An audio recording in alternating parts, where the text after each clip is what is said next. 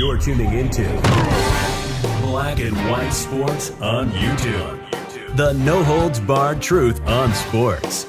The main event starts now. I'm back. Rodrance for Black and White Sports. Well, the NFL is trying to make one thing abundantly clear to you Black and White Sports fans, to Mr. Matrix, to myself, to anybody that covers sports, this channel, Outkick, Sports Wars, anybody else out there. If you're a sports fan, if you root for an NBA team, God help you, MLB, NFL, whatever, the NFL is trying to make one thing super clear to everybody.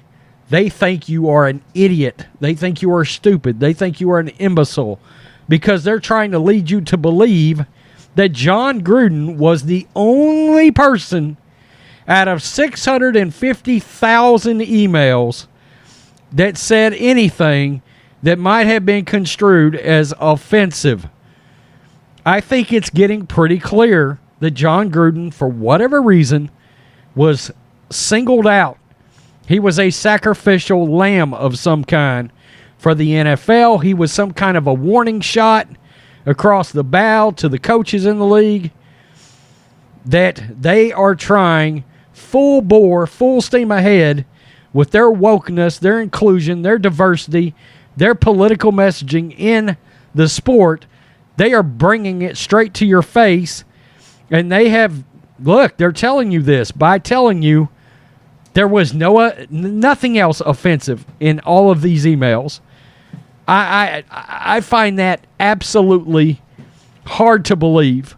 Hard to believe. It looks like Jon Gruden was a victim here, in my opinion. NFL claims no other team employees were implicated in WFT emails. Was Jon Gruden the outlier? This is from Florio. Even Florio doesn't really believe this shit. Was Jon Gruden the outlier, or was his comments a reflection of the manner in which people communicate in the NFL? The NFL believes it's the former, and the NFL presumably would appreciate it if we take their word for it, even if no one is willing to attach their name to it. The AP reports that the league, quote, did not identify other areas and other individuals it has contact at club leadership or at leadership levels based on emails generated by the Washington football team investigation. The NFL did not identify any problems anywhere near what you saw with Jon Gruden, an unnamed source told the Associated Press. If that's the case, let's have a name. Let's have an on-record quote. Let's have someone whose ass is on the line. This is Florio getting in them. When someone else gets taken down by the weaponized trove of 650,000 emails, which has already wiped out Gruden's career and potentially threatens ongoing tenure of the NFL General Counsel Jeff Pash. As to Pash, the NFL has shrugged at his emails. Think about this. All the things he co-signed in those emails with Bruce Allen, the former president of the Washington Redskins. Yeah, I said Redskins. They're just going to ignore that. They're just going to ignore it. Just going to let it go.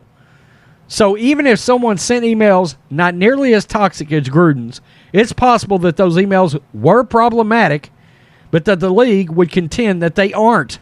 Pash's are, but the league was inclined to look the other way. For who else are looking the other way, and is there any way of knowing whether eventually they won't? These are all fair questions which can be resolved only if the emails are released. Indeed, if there are no problematic emails, why not release them all? The league justified hiding all the information about the WFT investigation by claiming it needed to protect the people who came forward with allegations of information. That's irrelevant to the emails. So, look, this is a serious problem. The NFL, they're looking like hypocrites. Number one, because of what just happened with Jon Gruden and the fact that they're saying we're just going to turn a blind eye to our lead attorney being involved in the same sort of thing that they wanted to cancel Jon Gruden for. And to be clear, I don't think Jon Gruden should have been canceled. Okay, I don't. I don't think anybody should be run out over emails that were sent 4 to 10 years ago, okay? And that were sent when you weren't an employee of the NFL. All right? Jon Gruden should have been able to walk up to a press conference podium and say, look, I said some things I probably shouldn't have said. Plain and simple, I apologize. I hope I didn't hurt anybody's feelings. Have a good day. I'm going to coach the Raiders. And evidently Mark Davis, the owner, felt the same way because he said, look, don't ask me about it. Ask the NFL. Pretty obvious Mark Davis was pissed that Jon Gruden was essentially forced to resign. And the question now is, who investigates the NFL for targeting Jon Gruden? Because that's what you did. You targeted Jon Gruden. Plain and simple. Why? Straight, white, Christian male? Is that a problem? Another redhead in power that you didn't like? Does that shit ring a bell to anybody? It certainly reminds me of somebody that was orange-haired that triggered everybody else. Now you went after Chucky. Horse shit. Horse shit. Tell me what you think, black and white sports fans. Look, the NFL needs to be continued to be called out. These emails need to come out. Look, we want to see it now. Let's see it. Whatever you're doing, now that you've made it clear, well, if they work for the league, we're just going to turn a blind eye. Hell no. Hashtag justice for Chucky. Peace. I'm out. Till next time. Thanks for watching the show. Be sure to like, comment, and subscribe. Be sure to tune in next time on Black and White Sports.